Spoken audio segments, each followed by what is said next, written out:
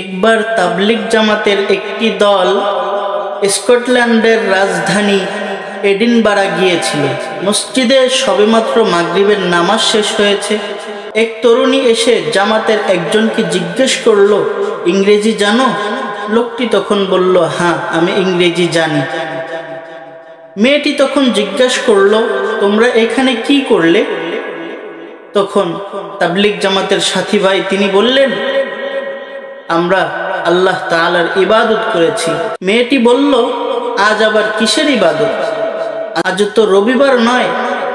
জামাতের লোকটি উত্তর দিল, আমরা আল্লাহর ইবাদত প্রতিদিন 5 বার করি এবং যখন সময় পাই, যখন সুযোগ পাই তখনই করি। এরপর লোকটি মেয়েটিকে ইসলাম সম্পর্কে আরও কিছু ধারণা দিল। ইসলাম সম্পর্কে আরও গুরুত্বপূর্ণ কিছু দিক নির্দেশনামূলক অনেক কথা বলল। লোকটি ছিল যুবক। তার কথাবার্তা শোনার পর মেয়েটি হ্যান্ডশেক করার জন্য তার দিকে হাতটা প্রসারিত করলো, হাতটা বাড়িয়ে দিল। জামাতের যুবকটি তখন বিনয়ের সঙ্গে বলল, দুঃখিত বোন, আমি তোমার সঙ্গে হাত মেলাতে পারবো না। মেয়েটি বড় আশ্চর্য হয়ে জিজ্ঞাসা করলো, কেন তুমি আমার সঙ্গে হাত মেলাইতে পারবা না? তখন যুবকটি উত্তর দিল, এই হাত দিয়ে আমি কেবল আমার স্ত্রীকে স্পর্শ করি, এছাড়া অন্য কোনো নারীকে স্পর্শ আমি এই হাত দিয়ে করি না। এটা আমার স্ত্রীর আমানত, আমি এটা পর নারীর দিকে প্রসারিত করতে পারি না। এই কথা শোনার পর মেয়েটি চিৎকার করে কাঁদতে থাকে এবং কাঁদতে কাঁদতে মাটিতে এক পর্যায়ে বসে পড়ে। সে বিলাপ করে বলতে থাকে, তুমি যে মেয়ের স্বামী, সে খুব ভাগ্যবান, সে কতই না সৌভাগ্যবান।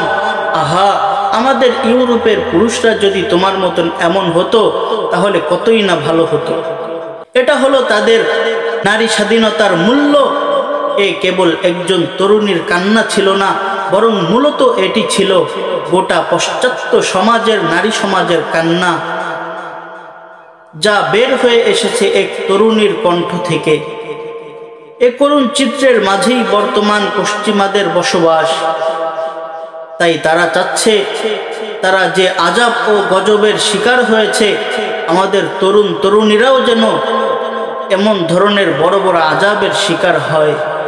Boyfriend girlfriend, breakup, live together শব্দগুলো 10-20 বছর আগেও আমাদের সমাজে প্রচলন ছিল না, মোটেই ছিল না বললে চলে।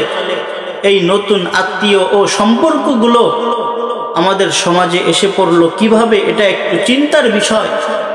এর মূল কারণ হলো, আজ পশ্চিমারা যা চায় আমরা তাই করছি। কোনো বিষয় নিয়ে চিন্তা করতে গেলে পাশ্চাত্য মগজ দিয়ে চিন্তা করছি। আমরা মনে করি ভালোভাবে দেখতে লাগবে পাশ্চাত্যের চোখ, পথ চলতে লাগবে পাশ্চাত্য নির্দেশিত পথ।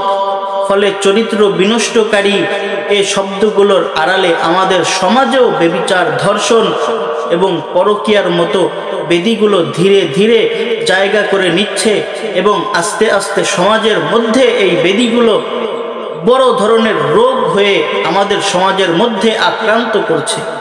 আমাদের অবস্থা দেখে মনে হয় ভ্যালেন্টাইন ডে, 31st নাইট বা এ ধরনের দিনগুলো পালন না করলে যেন আধুনিক হওয়াই মোটেই যাবে না। গুলশান, বনানী, আভিজাত এলাকায় চলবে উচ্ছৃঙ্খলা।